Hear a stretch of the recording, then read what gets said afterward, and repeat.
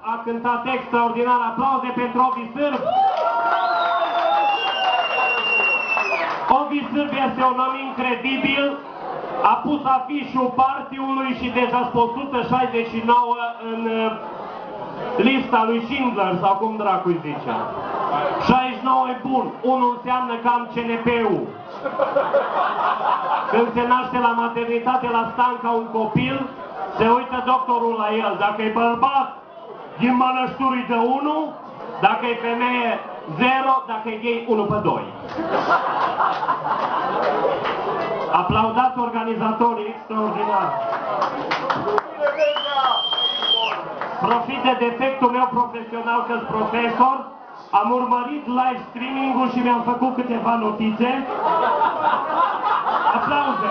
Aplauze pentru Ciulea!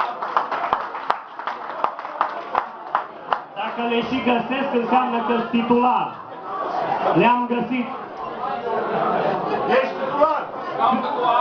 Când eram mic, social media însemna când duceam caramele la școală și puneam la fiecare pe bancă așteptând să-mi cânte lâma. Să trăiască Macaverii!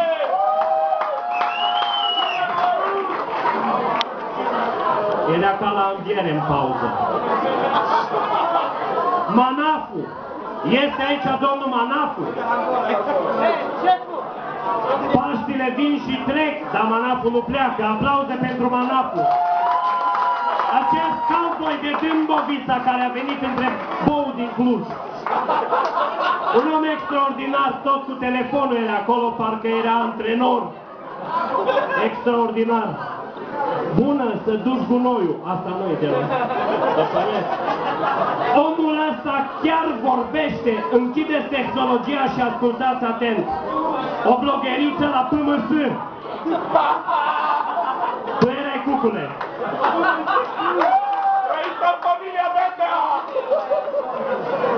Cum vindem zacuscă cu social media? Ca și etnobotanicele, numai că nu o tragem pe nas. Social media năvodar. Asta mi-a venit. Atât. Analiza Pareto. 20% din probleme provoacă 80% din simptome. Sigina, ai plecat?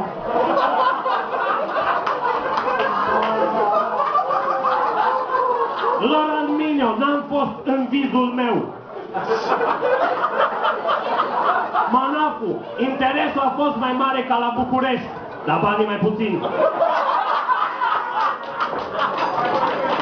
Chinezul și Manafu sunt șef de trib, aplauze! Chinezul și Manafu sunt șef de trib.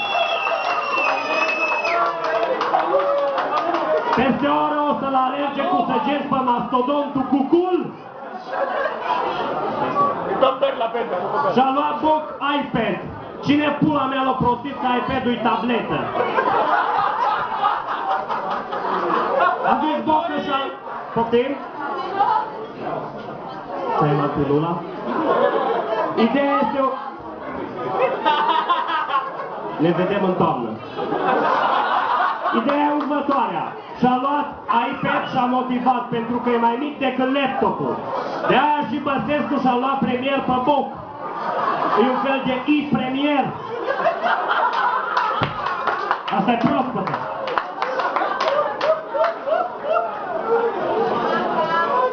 Chinezul.